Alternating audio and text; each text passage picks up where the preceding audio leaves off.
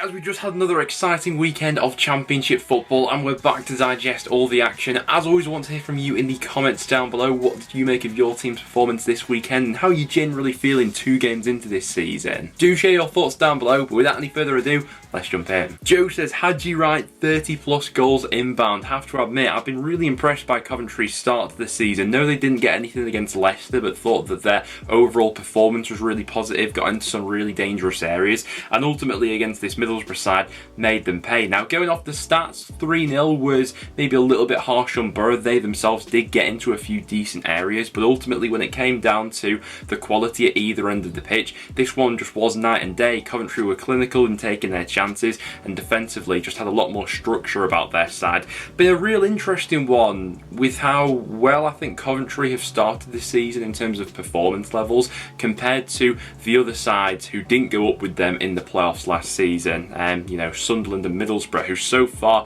have struggled to really get off the mark, obviously both winless in their first 2 championship matches. But yeah, Hadji Wright to get off the mark for the season is massive. Was quite impressed with his cameo against Leicester and took his goal well against Borough in this one. And yeah, a lot of positives to take from Coventry right now. Despite the 2 big stars they've lost this summer, that overall squad I think is looking very strong for a top 6 challenge right now. I think this was a good comment from Matty to describe the state of play at St Andrews right now. Thought we were very good against Leeds, generally just missing a striker. I think Hogan is underrated by many people, but he's just not clinical enough. That's pretty fair for where Birmingham are right now. Looking at the makeup of that squad and how they've strengthened the spine of it throughout this summer, there's a lot of positives to take from that Blues team right now. But in order to jump onto that next level, a new marquee number 9 I think will go a long way in really pushing Birmingham up right now. Look like Ethan Laird and Lee Buchanan both had quite influential performances from the fullback positions. I think that there's a lot of potential for that midfield of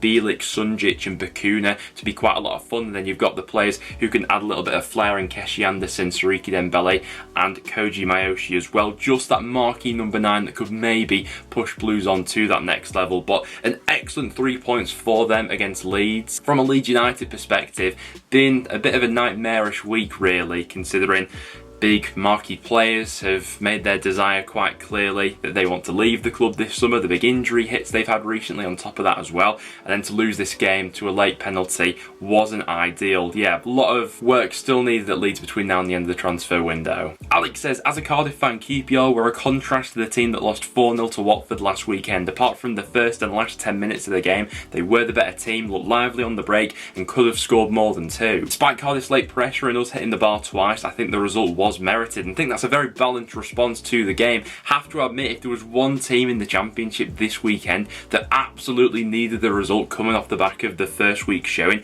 it was QPR, and this game was a bit of a sink or swim moment for Gareth Ainsworth to keep a lot of QPR fans on side. We saw last season what happened with that QPR squad when that negative momentum really started to seep in, and I have to admit I was fearful going into this game that a similar sort of run could be on the horizon. You know, if they were to lose back-to-back matches and they played in a similar fashion to the manner in which they did against Watford. But fair play to Ainsworth for getting a tune out of them for this game. Thought Sinclair Armstrong led the line fantastically with the golden assist in this game. Overall, a little bit disappointed with Cardiff really, given some of the positives that we took out of their season opener against Leeds. Not all that was on show for this game. Zane, who's a Leicester fan, says, we didn't play our best football. I felt the passes were slow at times and we weren't as clinical as we needed to be in the final third. However, we won scrappy and that's the most important thing to accumulate the points. I think that's been a general trend with Leicester so far in their opening 2 performances.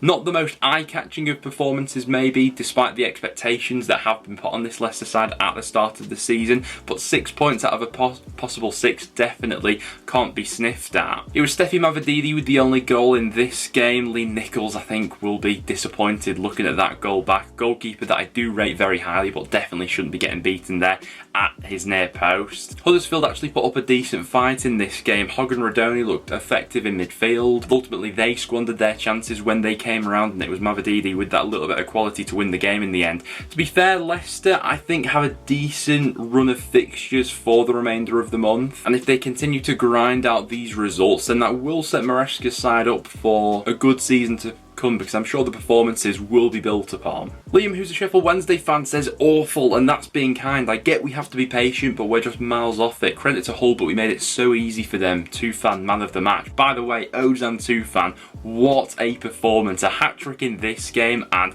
yeah, without a question, man of the match in this one. The pick of the goals being the second, and I mean, that goal's not even just about Tufan. It's a wonderful strike, but the build-up from Hull, from front to back, is absolutely fantastic, and I think that's what Rossini wants to see more of this season. And I mean, we all know a player like Tufan on his day has the quality to turn it on like that, and ultimately that was the real difference here between Hull and Sheffield Wednesday. And like Liam says, at this point in time, Wednesday just don't quite look at the same standard of those other two teams who have come up to the Championship with them in Plymouth and Ipswich, who have both started out the season really well. We mentioned previously that we couldn't really read too much into Sheffield Wednesday based on that game against Southampton, because there's such a disparity between those two sides at the moment. But I think this game against Hull was a good opportunity to make a fair assessment on this Wednesday squad, and there were quite a few worrying tendencies that did pop up, especially defensively. Next up for Wednesday, it's going to be a game against Preston, which I'll be keeping a close eye on. But for Hull,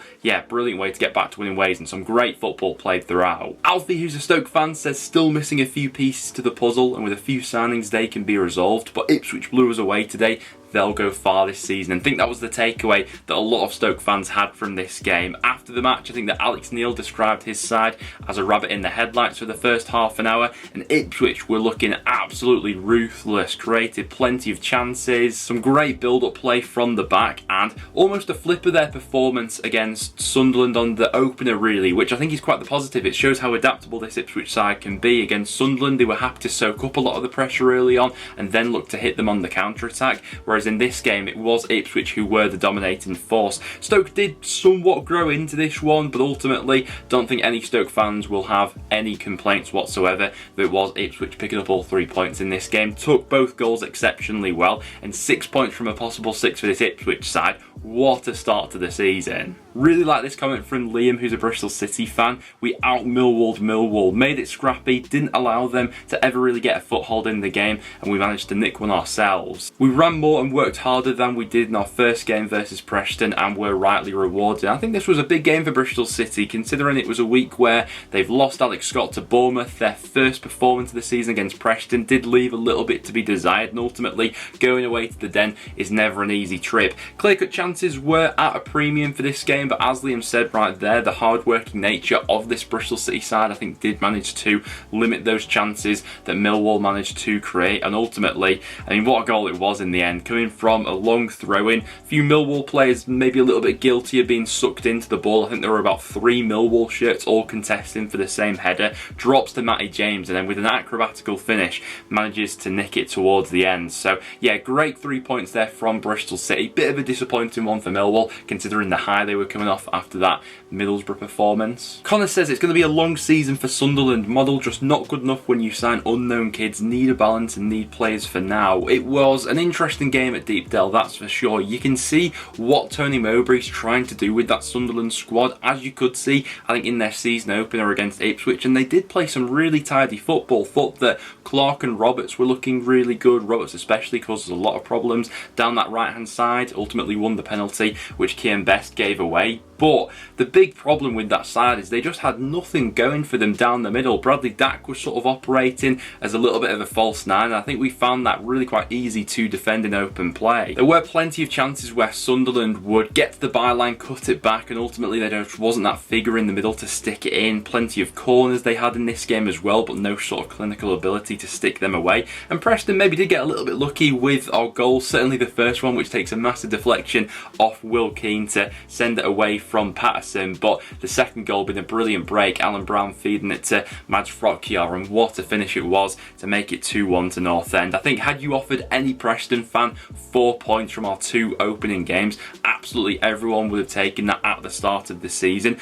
And Sunderland so far probably have shown a little bit of an experience in their opening 2 matches. It is a very young squad, and while they did play some tidy football, I thought, against Preston, there are still some key elements which are missing. most notably that big number 9. Rotherham against Blackburn, we had plenty of talking points coming out of this game, sort of a game of two halves really. Blackburn had the perfect chance to take the lead, but Sammy Smolix hit the post from the penalty spot, then Rotherham go 2-0 up. But the game-changing moment in this match came on the 50th minute when Fred Onyedinma picked up his second yellow card in quite quick succession. The first yellow card was for leaning into the crowd as part of his celebration when Rotherham went 2-0 up, and the second one being similarly quite debatable when he gestured to the referee that one of the Blackburn players should have been booked. Now, this is something that referees across the EFL in England will be clamping down on this season, and everyone's sort of been made aware of this new directive. And going by the letter of the law, it was a second bookable offence, however harsh that may be, and it is a real tough learning curve for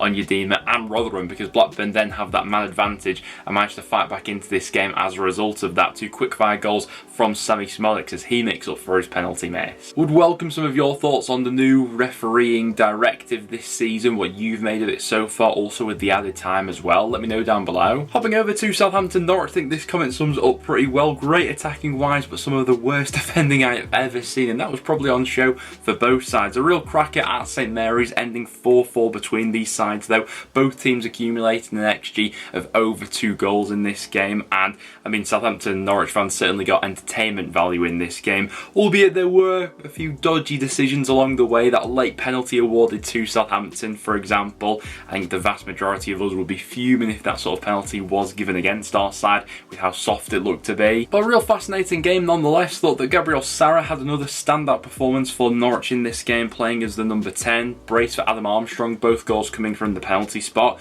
But Russell Martin does have a bit of a decision to make. Who is going to be that main man leading the line? Because while Adam Armstrong has started the season well, they've also got Che Adams, who's continuously making an impact, coming on from the bench, scored in his last 2 matches, and I think that maybe overall Adams does offer a little bit more than Armstrong does. Is there a potential for both players to be worked into the starting 11? Perhaps, but it's an interesting conundrum nonetheless. As this Plymouth fan says, excellent point at Watford. Every point is important for us, and in the end it was actually quite an entertaining looking game, especially for a goalless draw. Both sides accumulating an XG of over 1 goal in this game. Watford probably having the better chances, ultimately crafting up 21 shots, only 3 of them being on target. Plymouth looked really good defensively and did have a fair few chances of their own going forward, but Daniel Bachmann was level to each of them. Certainly think that no Plymouth fan would have turned their noses up at 4 points from their opening 2 fixtures. Think that's a very promising start for them, and still seeing the early days under Ishmael at Watford, but definitely in terms of performance levels, a lot more consistency so far compared to what we were seeing last season. As a West Brom fan, we were much better today throughout the match, but so shaky defensively. Sami and Tuamaja are really going to be key players this season for us. Yeah, looking forward to seeing more of that duo, who did come off the bench in the second half for the Baggies. But well needed 3 points for Carlos Corberán's men, considering how they started the season against Blackburn, the behind the scenes picture that's continuing to unfold at West Brom. Much needed 3 points in a way to properly kickstart their campaign. From a Swansea perspective, they actually created quite a few chances throughout this one, had a higher XG in the end than West Brom did, and did give it a good crack of getting back into this game, but ultimately they'd left themselves with too much to do, and in a similar vein to West Brom, were looking quite shaky defensively. Defending from dead ball and set piece situations has been a bit of an issue for Swansea for quite some time. Last season only QPR conceded from more set piece situations than Swansea did, and there is still a bit of a vulnerability which I see with that Swansea side, which Michael Duff is obviously going to have to work on this season. There we have it though guys, that will wrap it up for today's video. Welcome your guys' thoughts in the comments down below. What do you make of your team's performance in match week 2 of the Championship? But apart from that guys, that will wrap it up for today's video. If you did go on to enjoy, make sure to leave a like and do stick around and subscribe for some regular Championship content. But apart from that, I'll see you all in the next one.